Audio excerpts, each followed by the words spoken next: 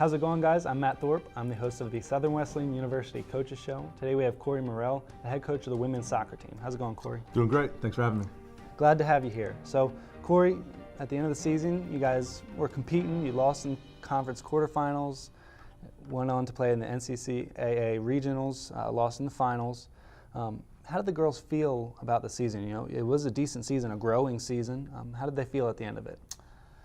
Yeah, I think very positive. Very excited for the future.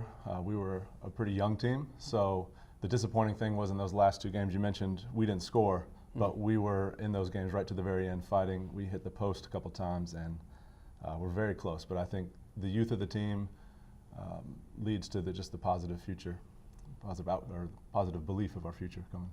So at the end of the season, there were multiple individual awards. Ashley Romanowski, Courtney McNeil, Marla Burgos, and Alini Troiano were all named first team all region for NCCAA South Region. Ashley Romanowski also had third team all conference and the NCCAA South Region Player of the Year.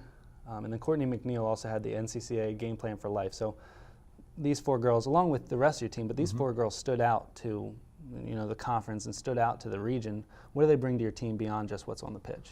Yeah, four tremendous players, but like you mentioned, they'll be the first ones to tell you that it's a full team effort to get them there. Ashley being the Region Player of the Year was a great honor, but she was the one that finished the goals, so she's recognized for that, but it starts in the back and all the way up through, so it's a full team effort. The others, such great leaders, vocal leaders on the field, but they also lead by example in practice. They bring full intensity, full effort every day around campus, the kind of people that you'd want to represent your program, represent your school, represent your families. Just high character, really high quality leaders on campus and on the field as well, and it shows. So along with those awards for what they did, on the pitch, but you also had 15 girls named to the Presidential Honor Roll for Conference Carolinas, meaning they had at least a 3.2 GPA. So what do you do as a coach to cultivate that as part of the culture, and what do the girls do to keep each other accountable?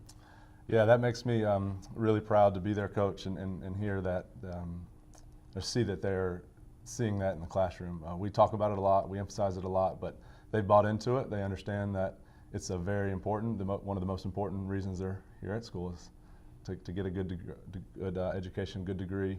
They work hard, they help each other, they know which students are strong in certain subjects, so when somebody needs help, they go to that person and they tutor each other, and so they help hold each other accountable. Most of them are in classes with each other and they study together, so it's another group effort, just like on the field.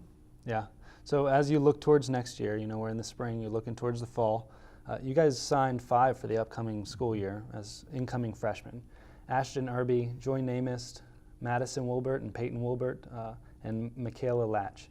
So with those 5 coming in, you had 5 seniors graduate, and so it kind of fills in perfectly. What kind of role do you expect out of them?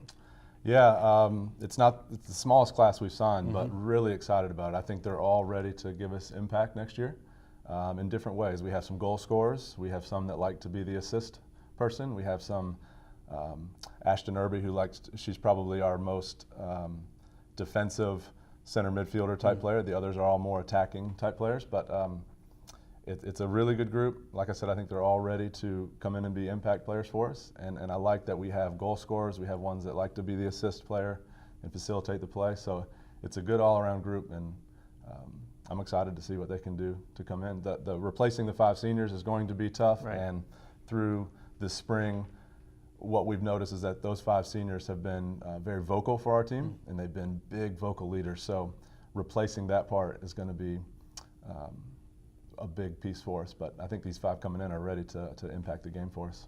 So as we look towards next year, what are the early goals? What are the expectations for next year? Yeah, I think it's continuing to improve on last year. Last year was our coming out party, if you will. Kind of we turned the corner.